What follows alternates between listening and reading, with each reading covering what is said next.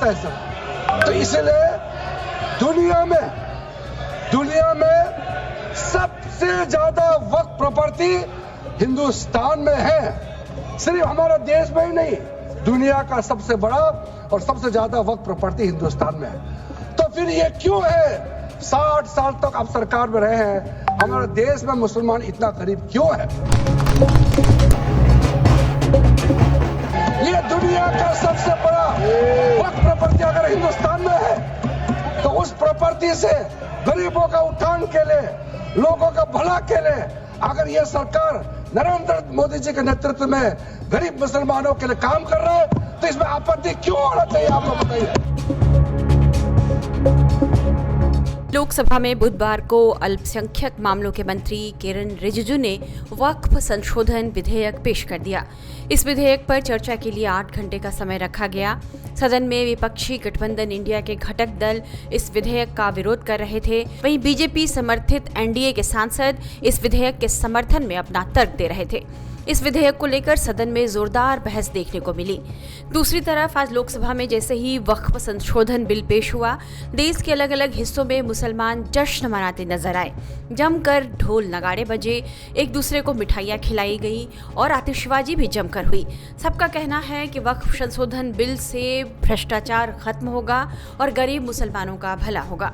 दिल्ली में निजामुद्दीन दरगाह के बाहर मुसलमानों ने कुछ इस तरह प्रधानमंत्री नरेंद्र मोदी का शुक्रिया अदा किया और वक्फ संशोधन बिल के पेश होने पर खुशी मनाई। देखिए हमारे संवाददाता हिमांशु तिवारी की रिपोर्ट। तो देखिए यहाँ पर जो है वक्फ बिल जो है टेबल हो गया है संसद में, और यहाँ पर तमाम जो लोग हैं वो उसकी खुशी मना रहे हैं। देखिए सामने की तरफ बोर्ड लगा हुआ है, शुक्रिया मोदी जी, वक्फ बिल का स्वागत है। मतलब वक्फ बिल का स्वागत यहाँ निजामुद्दीन में ये तमाम लोग कर रहे हैं। और यहाँ पर देखिए ये एक टी शर्ट पहने हुए हैं जिसमें शुक्रिया मोदी जी के लिए भारतीय जनता पार्टी के माइनॉरिटी मोर्चा के अध्यक्ष हैं। क्या कहना चाहेंगे जमाल जी आप लोगों ने टी शर्ट पहनी हुई है, शुक्रिया मोदी जी कह रहे हैं, बोर्ड लगे हुए हैं, लड्डुआं बांटे जा रहे हैं, ढोल नगाड़े बज रहे हैं, क्या कहना चाहेंगे? आज बड़ी ईद है। आज माननीय प्रधानमंत्री श्री नरेंद्र मोदी ने जो वक्फ को आज़ाद कराया है, ये ऐतिहासिक दिन है। इसलिए देश भर में जो हमारे गरीब मुसलमान हैं खुशियाँ मना रहे हैं।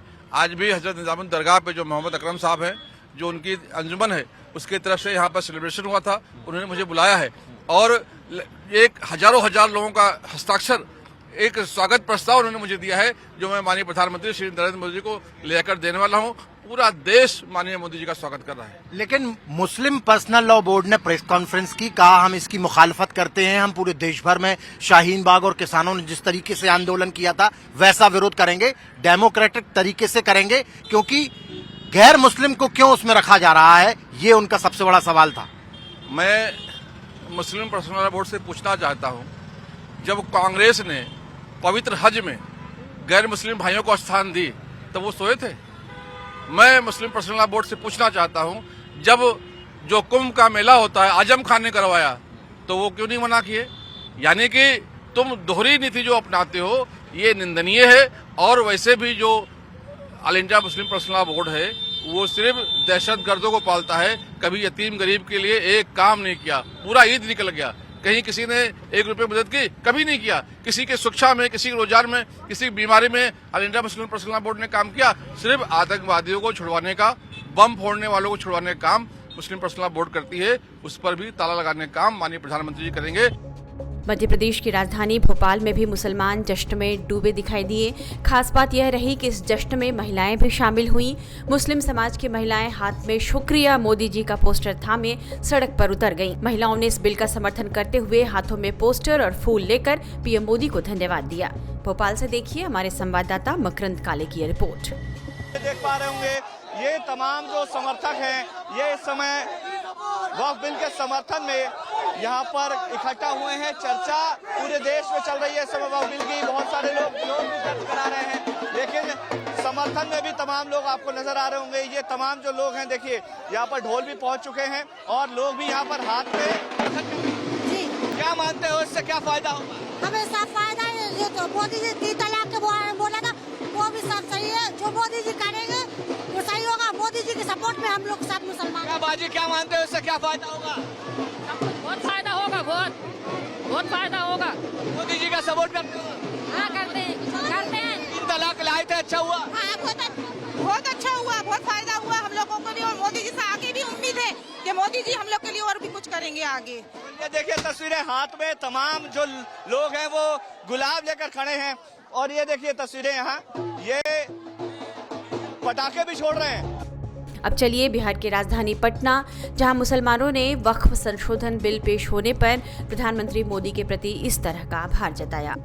देखिए, प्रधानमंत्री जी का हम सब मुसलमान शुक्रिया अदा करते हैं। पहली बार ऐसा बिल लाए जो ट्रांसपेरेंट है, और वक्फ बोर्ड या वक्फ ट्रिब्यूनल सबको ट्रांसपेरेंट होना पड़ेगा, और अब तो कहीं भी आप केस फाइल कर सकते हैं, ट्रिब्यूनल में आने की जरूरत नहीं है। मालूम है कि अब घर मकान बेच के ट्रिब्यूनल में केस लड़ रहे हैं, अब आप आज़ाद हो गए हैं। और मदरसा, स्कूल, कॉलेज, वक्फ का हॉस्पिटल वगैरह में जो पैसा लगेगा वो भी अब वक्फ बोर्ड को लगाना होगा, खासकर मुतवल्ली को लगाना होगा। अता संपत्ति मुतवल्ली के पास है, कोई हिसाब किताब नहीं, किसी का बिलिंग नहीं दिया जाता है। तो इस ये बिल आ जाएगा तो जो गरीब मुसलमान है उसका बहुत भला होगा। सबसे ज्यादा तो गरीब मुसलमान का भला होगा, उसको स्कॉलरशिप मिलेगा, पढ़ाई का पैसा मिलेगा, उसको वक्फ की जो फालतू जमीन है उस पर अपार्टमेंट रहने का मिलेगा, झोपड़ी ही सही, एक गुजारा हो जाएगा, मदरसा खुल जाएगा, स्कूल खुल जाएगा, उस पर सब्सिडी मिलेगा। ऐसा बिल तो आज से पहले आना चाहिए, 1954 में, जो अब आया है। क्या नाम हुआ आपका? फयाज काजमी। फयाज साहब, आप जरा सा आइएगा, क्या देखते हैं आप इस बिल के से कितना भला हो रहा है आप लोगों का? इस बिल से जो कभी ख्वाबो ख्याल में नहीं सोचे थे गरीब की कुछ ही नहीं, वो मिलने वाला गरीबों को। सबसे फायदा गरीबों को ज्यादा है, मुस्लिम का, चाहे वो सामान्य समाज से हो, चाहे वो गरीब से गरीब में हो, पसमंदा में से हो, उनको हक तलफी हो रहा था, वो हक अब मिलेगा। और इनसे जो लोग क्रोध कर रहे हैं, विपक्ष के लोग कह रहे हैं कि मुसलमान का हक मार लिया जाएगा, सारी संपत्ति छीन ली जाएगी, ऐसी बातें उठाई जा रही। तो वो ये भूल गए हैं, मुसलमान का हक अब नजर आ रहा है। जब तक उन्होंने राज सालों साल किए तो उससे मुसलमान का हक नहीं मिल रहा था, वो मुसलमान की तरफ नजर नहीं उड़ा रहे थे कि गरीबों को न किसी तरह का व्यवस्था नहीं, पढ़ने का, न हॉस्पिटल का, न किसी तरह रहने का। तो वो उस टाइम कहाँ गए थे विपक्ष वाले लोग?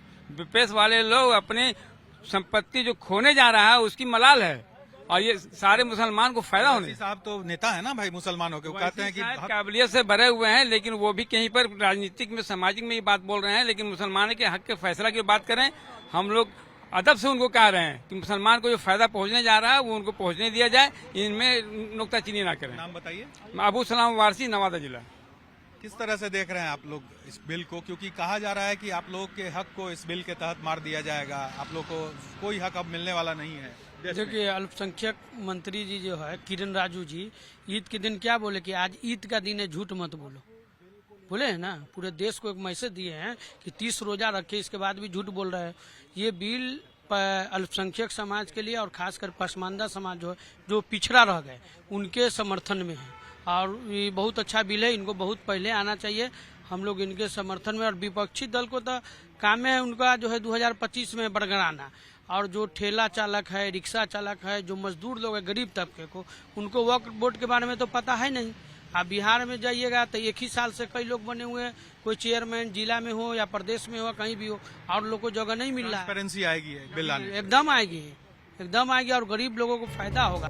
अब देखिए यूपी के अलीगढ़ की यह तस्वीर। अलीगढ़ के मुसलमानों ने भी वक्फ बिल पेश होने पर खुशी मनाई और एक दूसरे को मिठाइयाँ खिलाई। ये वक्फ संशोधन बिल के लिए जो पेश होने जा रहा है लोकसभा में, उसी की खुशी में हमने मिठाई बांटी है।